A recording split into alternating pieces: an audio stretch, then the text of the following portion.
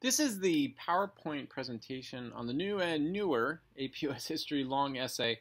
I say newer again because we are seeing changes happening again this year, but again, those changes are so minor, and the good news is that these are going to be the last changes for some time. Plus, I really want to make the argument again that the changes that are taking place, I think, are going to make this so much easier to teach.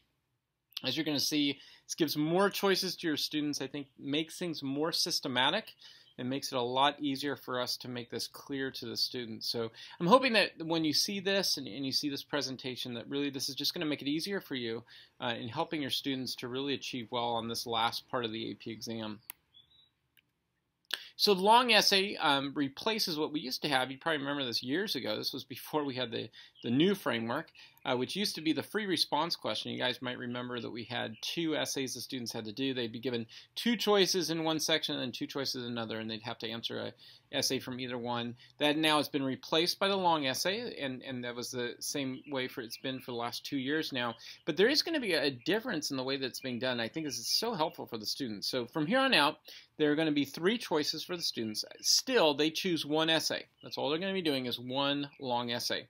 All the choices will be centered around a historical thinking skill, so that's going to be comparison, contrast, change in continuity, or cause and effect. But here's where I really think the students are helped. They're going to be given, question 1 will be from periods 1 to 3, question 2, periods 4 to 6, question 3, periods 7 to 9. So just imagine for a moment that student who's just having a hard time remembering the facts they need for the colonial or the pre-Columbian age. Well, they're not going to answer question 1, but they still have question 2 or 3 as a possibility, and it really includes all the rest of the time period. So I think this is just so helpful for your students. It's not saying, obviously, for my students, I'm going to say all throughout the year, don't worry about it, you'll be fine on answering questions 2 or 3. I want them to know everything, but, if they're stuck strategically at the end of the year, they know that they've got an out, and the out is they mess up on one time period, they've still got 2 other time periods they can go with. So here's my suggested template that I teach to the students. First off, I always tell them you want to go for a thesis in your thesis paragraph. I know in their English classes they've been taught to do a hook sentence, context, thesis, but my argument to them is, look, you write to your audience. Your audience in your English class is a great audience. It's an audience for an English professor who's teaching to write for an English professor in college. That makes sense. But here your audience is AP graders at the end of the year, and our rubric tells us we're looking for a thesis. So go directly to the thesis and write an introductory paragraph, 2 to 3 sentences. Make that indented, go right to the thesis. Body paragraphs. I suggest 2 to 3 by the end of the year. My students always ask me during the year, how many body paragraphs are we supposed to write? And at the beginning of the year, what I tell them is, there's no magical formula. This is not a math. It's not science. And I give them a page limit and tell them within that, you're going to write as many body paragraphs as it takes to make the overall main argument that you want. But, by the end of the year, once they're into that habit, I can now tell them, look, that's what I told you at the beginning of the year when we were under the limitation of space. Now you're under the limitation of time. So you've got to make sure you address the historical thinking skill. And with 2 to 3 body paragraphs, you're pretty much always going to be able to do that. So each body paragraph should have an addressing of the historical thinking skill. I then teach them something called rule of 3. So I say, look, in every body paragraph, you're aiming for 3 big examples that you want to use for your evidence. And then last off, I used to tell them for the concluding paragraph, do synthesis. But like I've said, that's not on the test anymore. So now what I'm having them do is I'm going to have them restate the thesis in 2 to 3 sentences. And the reason why I want them to do that is that if they should make a mistake in their thesis at the beginning of the essay, AP graders are told they've got to look for the thesis both in the introduction and conclusion. So they're always backed up if they have one in the introduction and they restate it within the conclusion.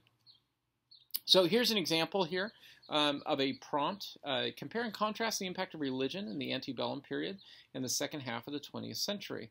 This is a comparison and contrast question. Now you'll notice that in many ways this does have that synthesis kind of skill, which is no longer going to be on the test. So I really doubt they would do a question like this in the future on the test. But I don't think we need to throw out something like this. I think this is a great skill to teach to the students. Not only do we have synthesis here, but we have comparison and contrast.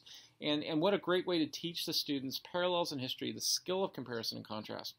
Here's the big thing that I want to bring up that I think is important to teach to your students.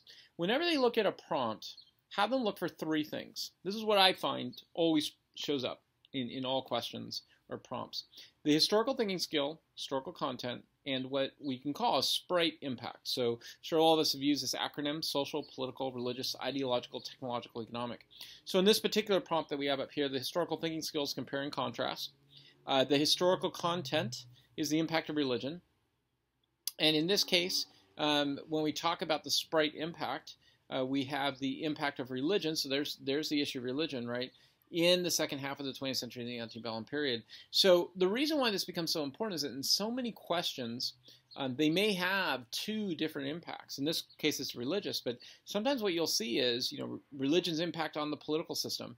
And if the kids don't answer to those specific impacts, they will lose points. So I think it's important to teach them these three elements: historical thinking skill, content, and sprite impact. And then tell them that's what you're looking for, and that's what your thesis has to be when you're all done. So on the rubric, I know this gets really frustrating. The rubrics are going to be out in early August. I know I've said that several times, and I know how frustrating that is, but here's the good news. Because so many of the changes are minor, I don't think we have to worry too much about any type of major changes to the rubric. The rubric's still going to have the essential elements that they've had in the past. I just think some of the basic changes will probably be in points or in explanations. So the thesis gets a point. Historical thinking skills, if they're addressed, they get 2 points. One for using the skill, and then another point for providing explanation for the skill. And then evidence gets 2 points. If you provide relevant evidence, you get a point. If you explain the evidence, you get a point. So here's a few things off of that I think are important. First off, if you think of all the different skills that we teach, 2 to 3 body paragraphs is enough. Basically, as long as the students are addressing them throughout those body paragraphs, they're fine. So like, for example, cause and effect, a student might have a paragraph on a cause, another paragraph on a cause, and within that they talk about effects as well. Or maybe they're going to have one paragraph on cause and another one on effect, and they can just have another paragraph to back themselves up. On evidence, students always ask me, how much evidence do I need to have a good essay? I always tell them to have rule of 3 inside of the body paragraphs, but make sure to hit a minimum of 5 for the essay as a whole. Now, I know that's confusing. You're probably wondering, okay, wait a second, if we add all this up, we're going to have much more than 5. The reason why I tell them that is this: rule of 3 gives them a good guideline to hit for each body paragraph. And sometimes they're not going to have 3 examples. So if they have 2, that's okay. But I try to get them to aim for 3 in each body paragraph. Overall, by the end of it, they've got to have 5 in the overall essay. Why? How do I know this? Because of the AP grading, that tends to be the amount that's always asked for. Now, there are some years where it's a little bit more than 5. But in those years when they do that, it's more of like listing, where they're just looking for a few extra pieces of information. So if they're describing their examples well and they've got 5, the likelihood is they're hitting above 5 and they're doing just fine. So what are those changes that are taking place? Well, they're pretty minor. There's no longer a synthesis skill. Periodization essay is now out. And the students now have a choice between 3 different sections in the U.S. curriculum to answer on the long essay. So I just think this makes it a lot easier for the students. It's a little bit easier for us also to explain to the students. So this brings up the type of grading that we do. And I briefly wanted to talk about that in this particular PowerPoint, only because I want to compare and contrast the types of grading that have been done so that we understand this.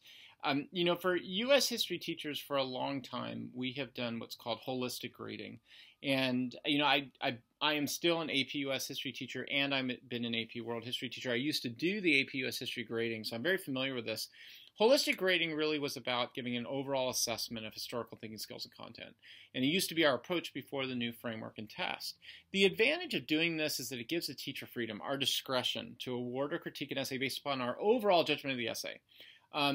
The idea behind this is that we take a look at an essay, we see if all the skills are there, but then we make a subjective judgment on what kind of an essay is this, a low, medium, or a high essay. The disadvantage with this kind of approach is that a lot of times students are really unclear. They feel that it's very subjective. They can't really quantify like what teachers are doing on these essays. And so there is a disadvantage to this. And that's where I think the AP World History type of scoring provides sort of like a corrective. And that is the dimensional scoring. Dimensional scoring used to be called asset scoring in AP World History, and what it does is it takes each one of the skills and it gives it a quantitative value. So the advantage behind this is that I think it makes it clearer for the students, and it's a consistent form of evaluation. But there's a disadvantage to this as well, that I'm sure we all are familiar with it.